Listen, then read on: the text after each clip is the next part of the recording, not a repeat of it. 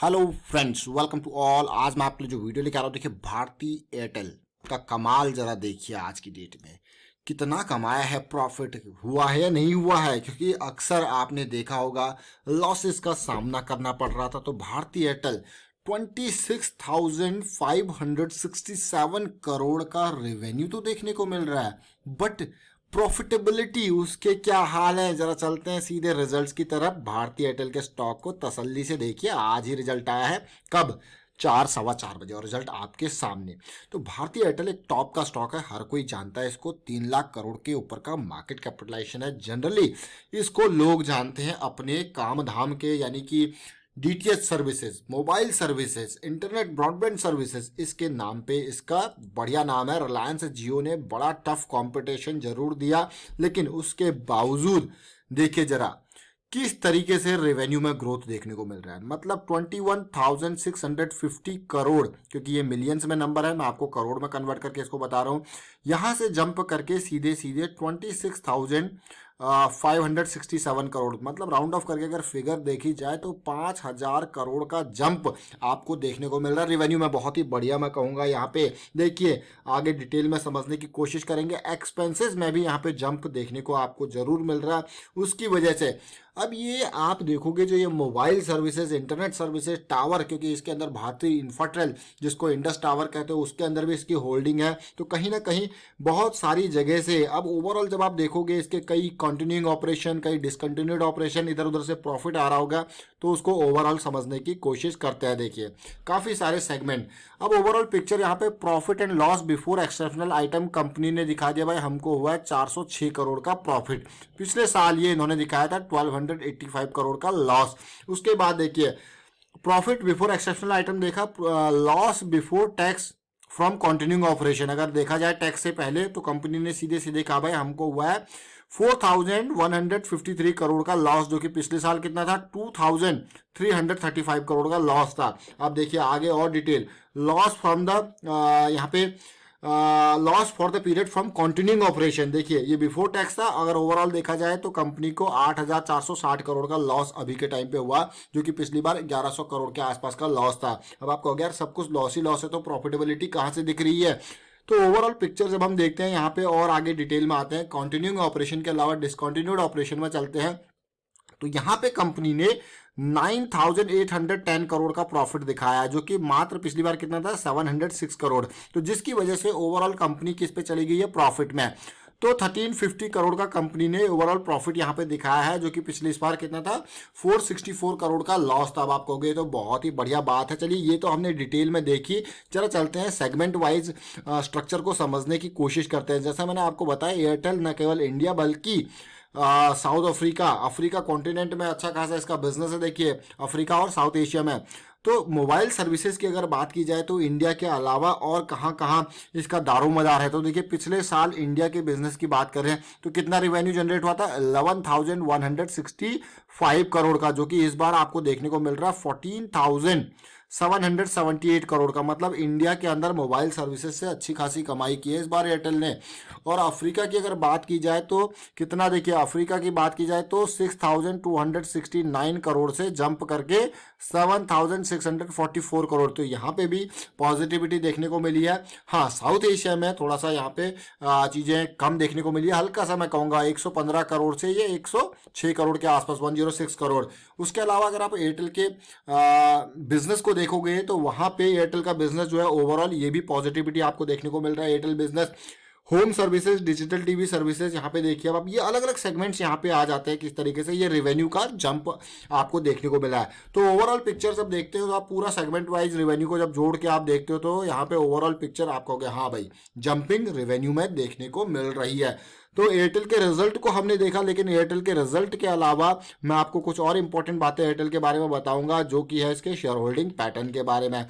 Promoters ने यहाँ पे लगातार अपनी हिस्सेदारी कम की है, लेकिन पिछले 3 क्वार्टर में प्रोमोटर की हिस्सेदारी कंसिस्टेंट है, कम नहीं हुई है। और अगर आप देखो पिछले साल सितंबर दिसंबर 2019, 20 नहीं 2019 के बाद इसमें जबरदस्त तरीके से म्यूचुअल फंड वालों ने खरीदारी करी। और अगर अभी आज की डेट में मैं रिटेल निवेशकों की होल्डिंग दिखाऊं तो देखिए रिटेल निवेशक 6 लाख के आसपास रिटेल निवेशक यहाँ पे बने हुए हैं।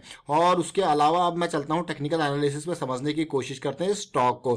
टेक्निकल एनालिसिस पे जब भी आप स्टॉक को देखते हैं तो आपके लिए मैं कहूँगा एक बहुत बड़ा हथियार रहता है टेक्निकल एनालिसिस। क्यों, कैसे, वो मैंने आपको सारी चीज़ें बता रखी है। क्योंकि जब तक शेयर में कोई अच्छी चीज़ होती है, प्राइस भाग चुका होता है, और ये सब चीज़ें जब आप देखोगे आप कहोगे वाह क्या कितना बेहतरीन है टेक्निकल एनालिसिस। ये एयरटेल का मंथली चार्ट है। मंथली चार्ट में वही पीक लेवल, ये जो पीक लेवल था, एयरटेल फिर से उस पीक के पास पहुंच गया। क्या ब्रेकआउट सक्सेसफुल होगा? और उस पीक के बाद 600 के लेवल से जब करेक्शन हुई थी, 400 के लेवल पे स्टॉक आया था। आप देख सकते हो कि मंथली स्विंग स्टार्ट हुई, रैली आपको मिली और बढ़िया रैली। देखिए, there are different kind of strategies, there are different kind of people जो उन स्ट्रेटेजीज को यूज करते हैं। इसमें जरूरी नहीं है, कई लोग जो ब्रेकआउट को प्ले करने वाले होंगे वो यहाँ पे आके रुकेंगे, लेकिन ये ब्रेकआउट को प्ले करना, वो कहेंगे यार, उसमें बहुत सारे लोग ऐसे होंगे जो स्विंग को प्ले करने वाले होंगे, उन्होंने अपना आधा हिस्सा यहाँ तक प्रॉफिट का बुक करना भी स्टार्ट कर दिया होगा। तो इसीलिए सबसे पहले मैं आपको कहता हूँ कि अपने गोल को पहचानो। On the basis of your goal you can execute things. अब इसको देखिए, इस पर्टिकुलर चार्ट को देखिए। अब आप लास्ट टाइम पे जब मार्च में बड़ी गिरावट आई थी, फरवरी मार्च के टाइम पे, तब किसने सपोर्ट दिया था वीकली चार्ट पे? वही 200 की लाइन ने। इस बार फिर से गिरावट आई तो किसने सपोर्ट दिया? वही 200 की लाइन ने। आप देखोगे तो भाई बड़ी रेड कैंडल बनी, उसके बाद अगले वीक क्या बन गया? Bullish engulfing. इसको क्या कहते हैं? Bullish engulfing. अब आप कहोगे हाँ भाई अब चीजें बदल रही है। जब छोटे टाइम फ्रेम पे आप जाओगे तो आपको चीजें समझ में आएंगी कि भैया ये तेजी आई, फिर से करेक्शन आई, फिर करेक्शन आई और फिर आया ब्रेकआउट। इस ब्रेकआउट के नियर आपको जरूर, हमने यहाँ पे वीडियोस क्रिएट करी थी। ब्रेकआउट के बाद हम पुल बैक की बात करते हैं तो पुल बैक भी आया और फिर आई अगली रैली। अब देखिए, यहां से यहां तक के अगर मैं पूरे के पूरे टाइम को देखूं तो अक्टूबर से लेके ये हो गया आपका फरवरी का टाइम। तो 3 से 4 महीनों के अंदर, अब 3 से 4 महीनों के अंदर कोई अगर एयरटेल के शेयर को यहां से यहां प्ले करना चाहता है, उसे पता है कि भाई चीजें यहां पे सपोर्ट मिल चुका है, बेस बन गया। अब अलग अलग स्ट्रेटेजी हो सकती है। कुछ लॉन्ग टर्म वाले इन्वेस्टर होंगे, वो कहेंगे नहीं भाई हमको तो पोजीशन का साइज बढ़ाना है, हमने यहाँ पे बढ़ाया और उस पोजीशन का ये हमारा स्टॉप लॉस है। कुछ खाली स्विंग वाले प्लेयर होंगे, उन्होंने बोला हमने तो भाई यहाँ से पोजीशन बनाना स्टार्ट कर दिया, ये हमारा स्टॉप लॉस है, अब इस लेवल तक का हमारा टारगेट है 600 के आसपास तक हम प्रॉफिट बुक करेंगे और थोड़ा बहुत पोजीशन रख देंगे कि हाँ भाई और ऊपर जाएगा। तो देखिए, अब इन सारी चीजों में आप एक चीज देखिए, सबसे पहले डिसाइड किया जा रहा है कि भाई गोल क्या है आपका, उस गोल के बेसिस पे एंट्रीज दी जा रही है।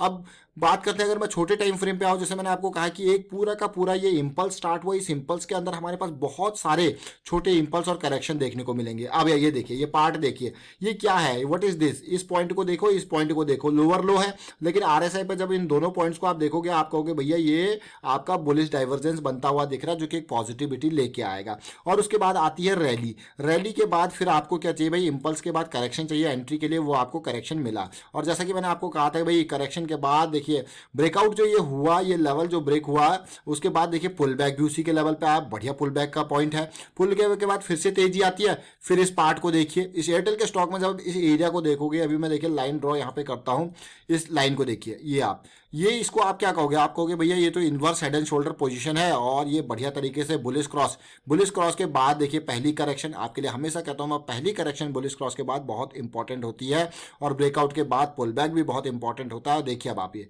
आपको क्या लग रहा है भैया? ये तो head and shoulder kind of position है, बड़ी रैली आएगी, बड़ी रैली आपके सामने।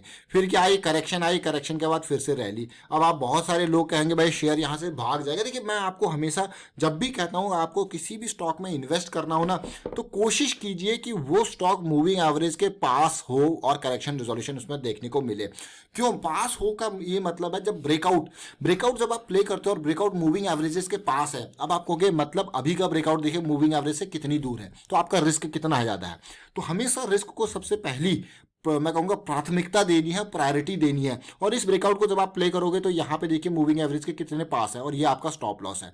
इसीलिए जब स्टॉप लॉस कम हो, अफोर्डेबल एरिया में, तो इन्वेस्ट करो, एंटर करो, अदरवाइज रहने दो, कोई दिक्कत नहीं। मार्केट में बहुत सारे स्टॉक है और को चूज कर लो। ये बहुत इंपॉर्टेंट लर्निंग है, बहुत इंपॉर्टेंट पार्ट है। क्या?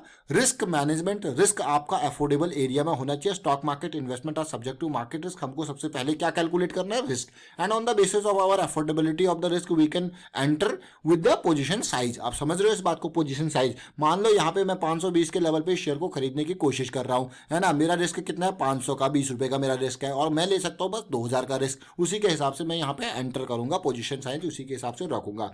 अब बात आती है करंट लेवल की। अब आपको कहे फ्यूचर में क्या करें। भाई फ्यूचर में करने की बात मैं आपको सिंपल सीधी यहाँ पे बताने की कोशिश करूंगा। ये है बहुत बड़ा ब्रेकआउट। बहुत बड़ा ब्रेकआउट से मेरा मतलब है कि आम ब्रेकआउट नहीं है। ये देखिए ये बहुत बड़ा ब्रेकआउट एरिया है, तो इस ब्रेकआउट को ऐसे पार नहीं किया जा सकता। या तो पुल बैक बहुत अच्छा रहेगा, और छोटी करेक्शन हमें जरूर देखने को मिली यहाँ पे। तो पुल बैक मुझे लगता है कि बहुत, अगर कल को इस रिजल्ट के बाद तेजी आती है तो अगला पुल बैक आपके लिए एक बढ़िया मौका होगा एंट्री का, या फिर छोटी करेक्शन यहाँ पे देखने को मिल जाए तो और भी मजा आ जाए। फिलहाल करता हूँ वीडियो को वाइंड अप। उम्मीद करता हूँ वीडियो आपको अच्छा लगा होगा। अच्छा लगा तो शेयर कीजिए, लाइक कीजिए, चैनल सब्सक्राइब नहीं करते तो जल्दी से सब्सक्राइब भी कर लें, और बेल आइकन को भी प्रेस कर लें जिससे आपको नोटिफिकेशन आती रहेगी। And thank you for watching the video.